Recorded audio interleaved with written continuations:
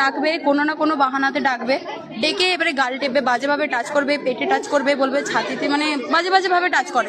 ছোট ছোট মেয়েদেরকেও ছাড়ছে না, মানে ছোট বোন 5-6 এর যারা বোন আছে বা বড় দিদিরা আছে তাদেরকেও ছাড়ছে না, বাজে বাজে ভাবে টাচ করছে, বাজে বাজে কথা বলছে। আরে তুই ফাঁকে দেখা করবি, আমার সাথে না, তোর সাথে খুব দরকারি ইম্পর্টেন্ট পড়ার বিষয়ে কথা আছে, ফাঁকে দেখা করবি। কেউ যদি থাকে, যদি চলে যায় তখন বলবে এখন আসিস না, চলে যা, পরে আসবি, তোর সাথে দরকারি কথা আছে পড়ার বিষয়ে, এরকমই বলে। আসলে কিছুই থাকে না, পড়ার কোনো কথাই থাকে না, বাজেভাবে টাচ করে। এটা কতদিন ধরে চলছে? কয়েক বছর ধরে চলছে, এটা অনেক বছর ধরে চলছে। আমরা চাই এই স্কুলে এই হেড স্যারকে যেন না রাখা, এই স্কুলে না, কোনো স্কুলেই যেন না রাখা, বাজেভাবে টাচ করে। ছাত্রীদের কে হাত দেয়, ছাত্রীদের কে হাত দেয়, এত বাজেভাবে টাচ করে। আমরা চাই কোনো স্কুলে যেন না থাকে। আতঙ্কিত স্কুলে আসছে। আমরা তো তাহলে কোথাও সেফ না, আমরা আসি এখানে শিক্ষার জন্য, শিক্ষা অর্জন করার জন্য আসি, নিজের পায়ে দাঁড়ানোর জন্য পড়াশোনা করি। এটাও কি আমাদের সেফ আছে? আমাদের মেয়েদের কি কোথাও সেফ আছে? কোথাও নেই, রাস্তাঘাটে পথে ঘাটে কোথাও নেই, স্কুলেও পর্যন্ত নেই।